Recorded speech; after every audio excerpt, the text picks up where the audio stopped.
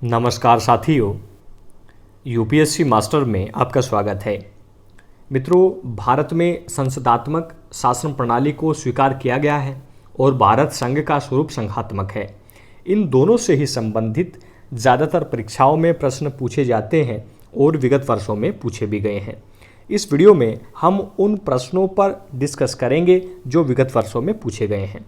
मेरा नाम है मनोज तोसियान और आप मुझे फॉलो कर सकते हैं फेसबुक, इंस्टाग्राम और ट्विटर पर भी, जिनके लिंक डिस्क्रिप्शन बॉक्स में दिए हुए हैं। आपका पहला प्रश्न है, भारतीय संविधान में किस प्रकार की शासन प्रणाली की व्यवस्था की गई है? देखिए, विश्व में 3 प्रकार की शासन प्रणाली है। पहली शासन प्रणाली है संसदात्मक शासन प्रणाली, दूसरी है अध्यक्षात्मक शासन प्रणाली और तीसरी है साम्यवादी शासन प्रणाली। एक चौथी एक विशेष प्रकार की है जो स्विट्जरलैंड में अपनाई गई है, वो एक अलग मुद्दा है। तो 3 ही प्रकार के शासन प्रणाली है। तो जो भारत में है वो ब्रिटेन को आधार बनाते हुए संसदात्मक शासन प्रणाली को स्वीकार किया गया है। तो इसका विकल्प सी बिल्कुल ठीक है, संसदात्मक शासन प्रणाली। प्रश्न नंबर 2, भारत के संदर्भ में संसदीय शासन प्रणाली में निम्नलिखित में से कौन सा से सिद्धांत संस्थागत रूप से निहित हैं? आपके सिद्धांत ये दिए हैं। पहला सिद्धांत है मंत्रिमंडल के सदस्य संसद के सदस्य होते हैं। ये बिल्कुल ठीक है, क्योंकि भारतीय संविधान में यह व्यवस्था की गई है कि कोई भी सदस्य मंत्री हो सकता है अधिकतम 6 माह के लिए, यदि वह संसद सदस्य नहीं है। यदि उसे मंत्री बने रहना है तो संसद के किसी सदन की सदस्यता लेनी अनिवार्य है। लक्षण 2, जब तक मंत्रियों को संसद का विश्वास प्राप्त रहता है तब तक ही वे अपने पद पर बने रहते हैं। देखिए, यहाँ मंत्रियों शब्द का उल्लेख किया गया, अर्थात यहाँ सामूहिक उत्तरदायित्व की बात करता है यह सिद्धांत।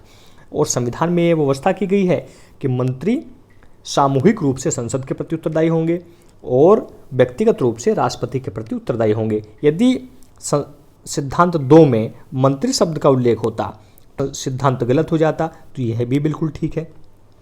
और सिद्धांत 3, राज्य का अध्यक्ष मंडल का अध्यक्ष होता है। इसको एक बार देख लीजिए। देखिए, संसदात्मक शासन व्यवस्था में और खासकर भारत के संदर्भ में राज्य का अध्यक्ष है राष्ट्रपति, जो जनता द्वारा अप्रत्यक्ष रूप से चुने जाता है, और मंत्रिमंडल का अध्यक्ष है प्रधानमंत्री। तो ये सिद्धांत इसका गलत है। तो पहला और दूसरा ये इसके बिल्कुल ठीक है। आपको विकल्प आपको सामने नजर आ रहे होंगे। कूट का सही चुनाव करना है। ए 1 व 2, बी केवल 3, सी 2 व 3 या डी 1 2 3।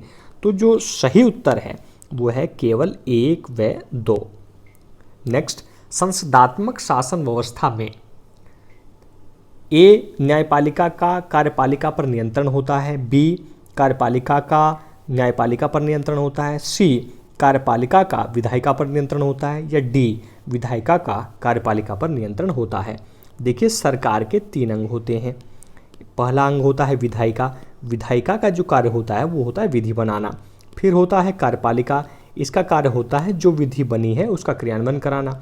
और तीसरा जो होता है वो होता है न्यायपालिका, अर्थात यह देखना कि विधि का उल्लंघन जो हो रहा है उसके संबंध में निर्णय देना। संसदात्मक शासन व्यवस्था वाले देश शक्ति पृथक्करण की नीति पर चलते हैं। इसके आधार पर आप विकल्पों को देख लीजिए। पहला विकल्प, न्यायपालिका का कार्यपालिका पर नियंत्रण होता है। नहीं, बिल्कुल नहीं होता। हालांकि भारत के संदर्भ में यह देखा जाता है कि न्यायपालिका अपने कुछ निर्णयों के माध्यम से कार्यपालिका पर अंकुश लगाने की कोशिश अवश्य करती है। विकल्प बी, कार्यपालिका का न्यायपालिका पर नियंत्रण होता, बिल्कुल नहीं। विकल्प सी, कार्यपालिका का विधायिका पर नियंत्रण होता है, ये भी बिल्कुल गलत है। और विकल्प डी, विधायिका का कार्यपालिका पर नियंत्रण होता है, ये बिल्कुल ठीक है। इससे पिछले ही प्रश्न में हमने चर्चा की कि इस मंत्री या जो अस्थायी कार्यपालिका है वो सामूहिक रूप से संसद अर्थात विधायिका के प्रति उत्तरदायी होते हैं।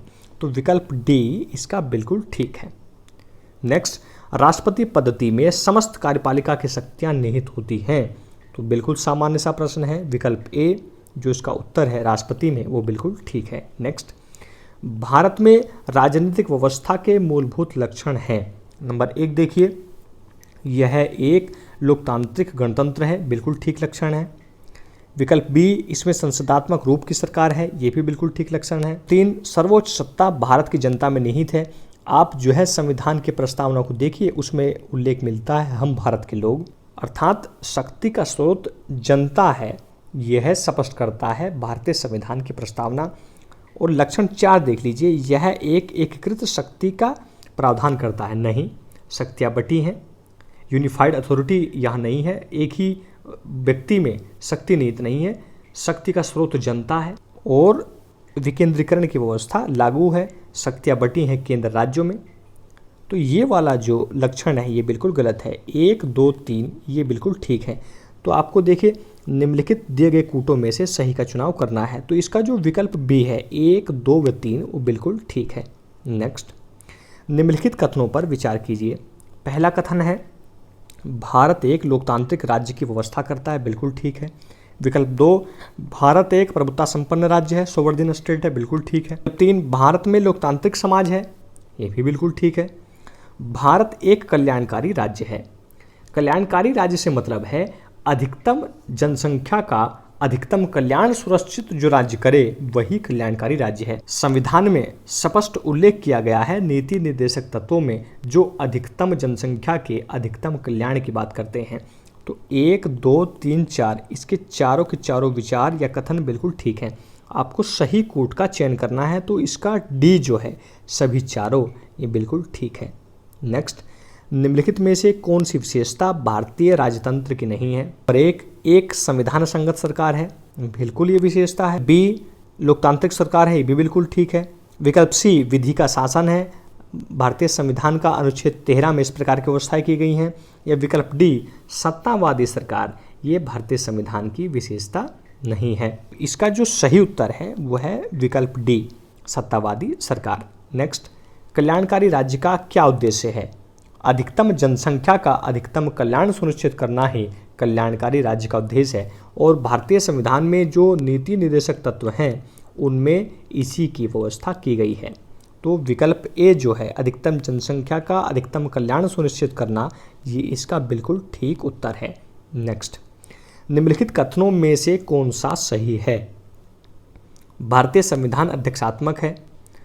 विकल्प बी, भारत एक नाममात्र का राजतंत्र है। सी, भारत एक कुलीन तंत्र है। या डी, भारत एक संसदात्मक प्रजातंत्र है। देखिए पहला देख लीजिए, भारतीय संविधान अध्यक्षात्मक शासन प्रणाली की व्यवस्था करता है, नहीं, बिल्कुल गलत है।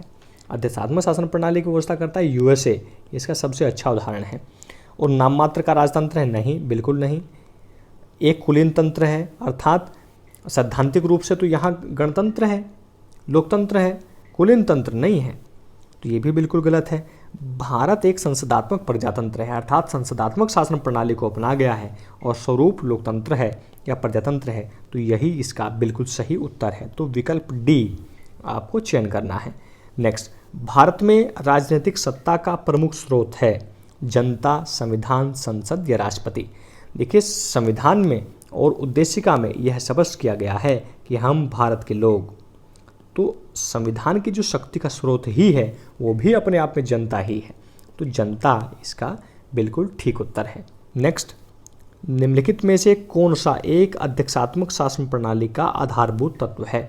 संविधान की कठोरता, विकल्प बी एकल कार्यपालिका, सी व्यवस्थापिका की सर्वोच्चता या डी अवशिष्ट अधिकारों का राज्यों के पास होना। संविधान की कठोरता ये अध्यक्षात्मक में भी हो सकता है और संसदात्मक शासन व्यवस्था में भी हो सकता है। एकल कार्यपालिका की जो व्यवस्था है वो खास विशेषता है अध्यक्षात्मक शासन प्रणाली की।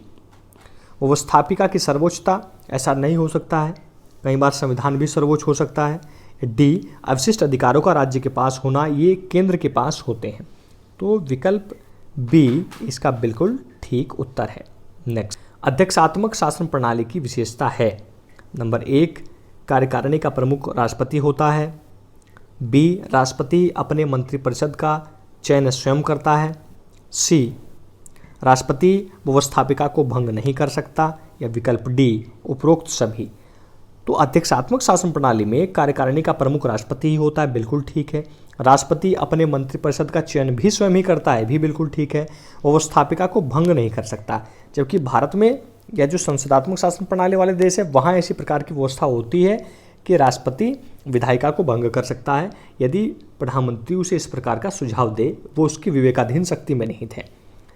तो ये तीनों सही हैं अध्यक्षात्मक शासन प्रणाली के मुताबिक। तो इसका विकल्प डी, उपरोक्त सभी, ये बिल्कुल ठीक है। नेक्स्ट, भारत में प्रजातंत्र इस तथ्य पर आधारित है कि संविधान लिखित है। विकल्प बी, यहाँ मौलिक अधिकारों का प्रावधान किया गया है। विकल्प सी, जनता को सरकारों को चुनने तथा बदलने का अधिकार प्राप्त होता है। विकल्प डी, यहाँ राज्य के नीति निर्देशक तत्व हैं। देखिए, लोकतंत्र या प्रजातंत्र, लोगों के द्वारा शासन, यही इसकी मूलभूत अवधारणा है। तो इसी तथ्य पर आधारित है विकल्प सी, जनता को सरकारों को चुनने का, बदलने का अधिकार प्राप्त होता है। तो सी इसका बिल्कुल ठीक उत्तर है। नेक्स्ट, निम्नलिखित में से किनसे विनिर्धारित होता है कि भारत का संविधान परिसंघीय है? परिसंघीय मतलब फेडरल, जिस प्रकार की व्यवस्था की गई है अमेरिका में। संविधान लिखित और अनम्य है, न्यायपालिका स्वतंत्र है, अवशिष्ट शक्तियों का केंद्र में निहित होना है, केंद्र और राज्यों के मध्य शक्तियों का वितरण है। देख लीजिए, जो अमेरिकी संघ का निर्माण हुआ है वो छोटे छोटे राज्यों ने मिलकर एक संघ बनाया है और इनमें ऐसा समझौता हुआ है कि शक्तियों का विभाजन होगा केंद्र के मध्य और राज्यों के मध्य, बिल्कुल स्पष्ट रूप से। यही इसकी मूलभूत विशेषता होती है। तो विकल्प डी जो है, केंद्र और राज्यों के मध्य शक्तियों का स्पष्ट वितरण, यही निर्धारित करता है कि भारत में जो है फेडरल सिस्टम जैसी व्यवस्था को भी स्वीकार किया गया है। हालांकि संविधान का अनुच्छेद 1 यह उल्लेख करता है कि भारत अर्थात इंडिया राज्यों का एक संघ होगा। India that is Bharat shall be A union of state. संविधान का अनुच्छेद 1 इसकी संघात्मक व्यवस्था की बात करता है, परंतु भारत संघात्मक व्यवस्था के तंग ढांचे में नहीं डाला गया है।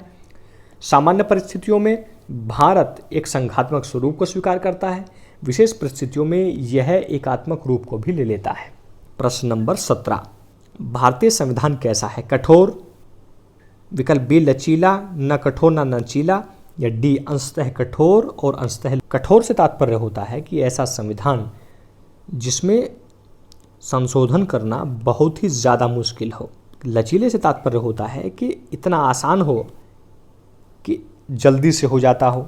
न कठोर न लचीला, और अंशतः कठोर और अंशतः लचीले का मतलब होता है कि कुछ हद तक कठोर हो और कुछ हद तक लचीला हो।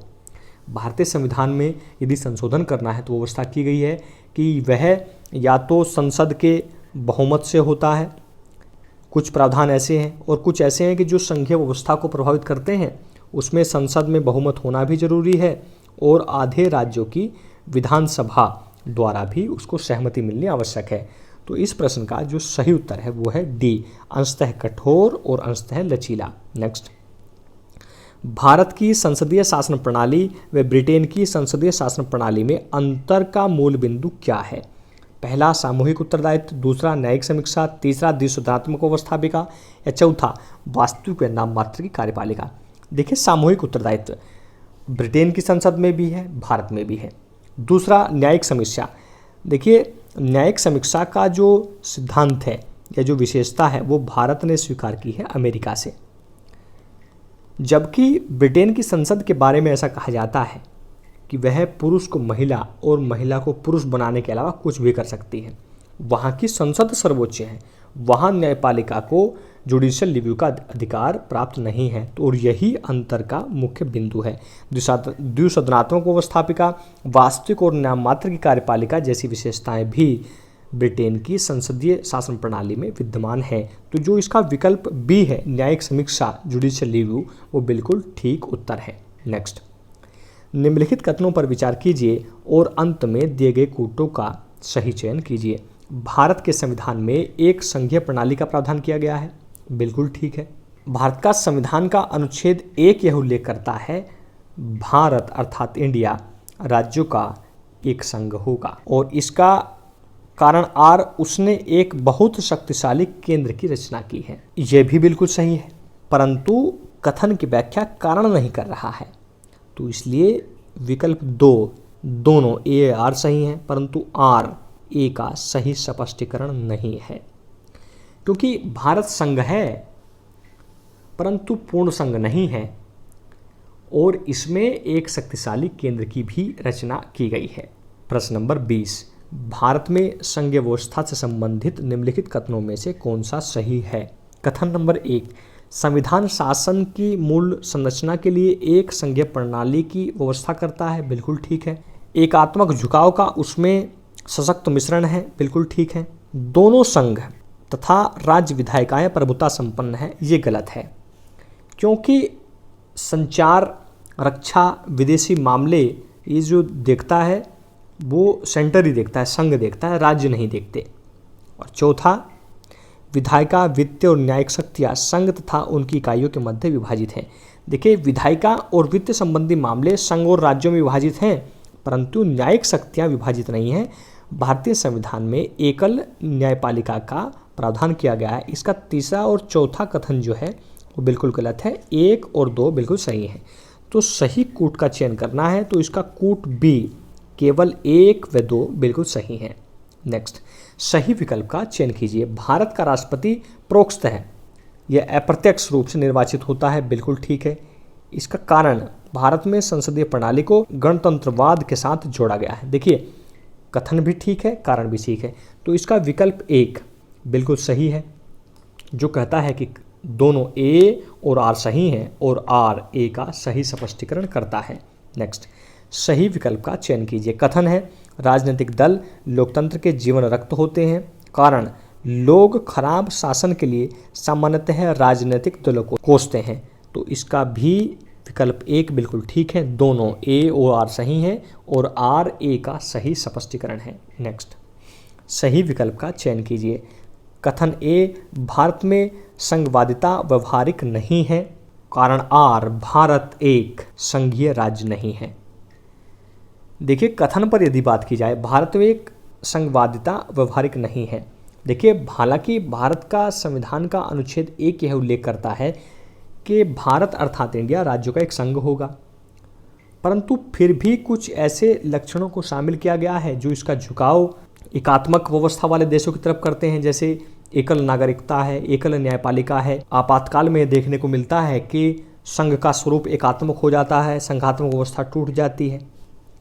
तो ये तो बिल्कुल सही है कि संघवादिता व्यवहारिक नहीं है, और स्वयं डॉक्टर भीमराव अंबेडकर ने कहा था, संविधान को संघात्मकता के तंग ढांचे में नहीं ढाला गया है। यह सामान्य परिस्थिति में संघात्मक रहता है, विशेष परिस्थिति में भारत संघ का स्वरूप एकात्मक हो जाता है। तो कथन 1 बिल्कुल ठीक है। कारण देख लीजिए, भारत एक संघीय राज्य नहीं है। ऐसा नहीं है कि भारत संघ ही नहीं है, स्पष्ट किया गया है अनुच्छेद 1 में। हालांकि कुछ विद्वान इसे अर्धसंघात्मक राज्य कहते हैं, जिनमें केसी वहियर हैं और जी ऑस्टिन जैसे जो विचारक हैं, वो भारत के संविधान का स्वरूप सहकारी परिसंघीय संविधान भी कहते हैं। तो आर जो है बिल्कुल गलत है, तो ए सही है, आर गलत है। तो विकल्प 3 ए सही है, आर गलत है, इसका सही विकल्प है। नेक्स्ट, सही विकल्प का चयन कीजिए। महिलाएं, दलित, निर्धन व अल्पसंख्यक समूह भारत में लोकतंत्र के सबसे बड़े दावेदार हैं। बिल्कुल, लोकतंत्र उनके व्यक्तिगत अधिकारों की रक्षा करता है और उनके आत्मसम्मान को, गरिमा को बढ़ाता भी है। यही इसका कारण भी है। भारत में लोकतंत्र अधिक आत्मसम्मान की कामना का वाहक बनकर उभरा है। तो कथन, कारण दोनों सही हैं और आर ए की सही व्याख्या भी करता है। तो इसका विकल्प ए दोनों सही हैं और आर ए का सही स्पष्टीकरण भी है, सही उत्तर है। नेक्स्ट, भारत संविधान के वृद्ध होने का कारण है। नंबर पहला, इसमें अनेक संविधानों के अनुभव समाविष्ट हैं। विकल्प बी, इसमें विस्तृत प्रशासकीय प्रावधान है, ये तो गलत है। विकल्प सी, यह एक बड़े देश के शासन से संबंधित है। जरूरी नहीं है, अमेरिका का संविधान है, इतना बड़ा देश है और बहुत कम प्रावधान है। विकल्प डी, यह संघ और राज्य सरकारों का संविधान है। विकल्प ए भी संभावित है, क्योंकि संविधान के अनुभव शामिल हैं, समाविष्ट हैं। जब संविधान निर्माताओं ने संविधान लिखा तो विभिन्न देशों के संविधानों को पढ़ा, तब लिखा, तो बहुत सारे विचार आए, बहुत सारा लिखा, तो कुछ हद तक ठीक है। कुछ हद तक ज़्यादा ठीक होने का कारण ये है कि भारत एक विशाल राज्य था, यहाँ सांस्कृतिक विविधता विद्यमान थी, उन सबको एक मंच पर लाया जा रहा था और एक मजबूत संघ का निर्माण किया जा रहा था।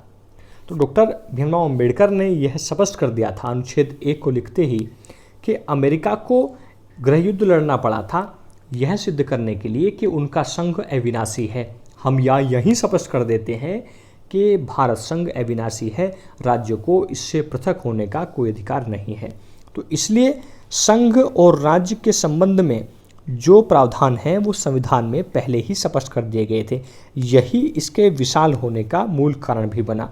तो जो सबसे सटीक उत्तर है इसका वो है डी, यह संघ और राज्य सरकारों का संविधान। प्रश्न नंबर 26, सही विकल्प का चयन करना है। भारतीय संविधान अर्धसंघात्मक है। भारतीय संविधान न तो संघात्मक है और न ही एकात्मक। ये जो है बिल्कुल ठीक है। तो इसका विकल्प ए, दोनों ए आर सही हैं और आर ए का सही स्पष्टीकरण भी है, क्योंकि सामान्य परिस्थितियों में यह संघात्मक रहता है और विशेष परिस्थितियों में जैसे कि आपातकाल के दौरान इसका स्वरूप एकात्मक हो जाता है। प्रश्न नंबर 27, निम्नलिखित में से किस एक का कथन है कि संविधान को संघात्मकता के तंग ढांचे में नहीं डाला गया है? तो यह है डॉक्टर भीमराव अंबेडकर का, और अनुच्छेद 1 को लिखते हुए उन्होंने यह स्पष्ट किया था।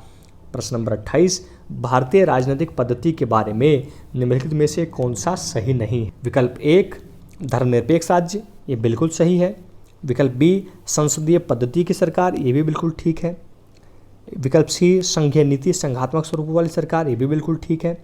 या डी, राष्ट्रपति पद्धति की सरकार, ये व्यवस्था राजनीतिक पद्धति के बारे में सही नहीं है। तो इस प्रश्न का सही उत्तर है डी। नेक्स्ट, गणतंत्रीय अवधारणा से संबंधित निम्नलिखित में से कौन सा एक सही नहीं है? एक राज्य जिसमें जनता सर्वोच्च हो, बिल्कुल, ये बिल्कुल ठीक है। सर्वोच्च शक्ति निर्वाचित प्रधान में निहित हो, ये भी बिल्कुल ठीक है। सर्वोच्च शक्ति एक राजा के समान एक ही व्यक्ति में निहित है, नहीं, यह वंशानुगत व्यवस्था वाले देशों में होता है, जैसे यूनाइटेड किंगडम या उत्तर कोरिया, वहाँ भी शक्ति राजा में ही निहित है।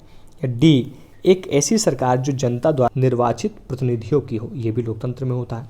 तो यहाँ गणतंत्र की बात कर रहा है कि जो राज्य का सर्वोच्च पद है वहाँ जनता पहुँच सकती हो, उसका चुनाव जनता द्वारा किया जाता हो और आम नागरिक उस पद पर बैठ सकता हो, तो यही तो गणतंत्र है। तो इसका बिल्कुल सही उत्तर है।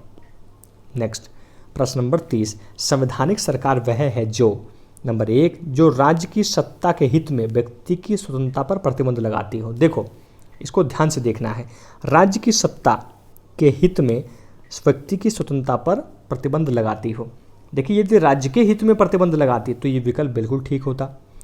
सत्ता तो आती है जाती है, तो सत्ता के हित में व्यक्ति की स्वतंत्रता को बाधित नहीं करती। तो इसका जो कथन 1 है ये बिल्कुल गलत है।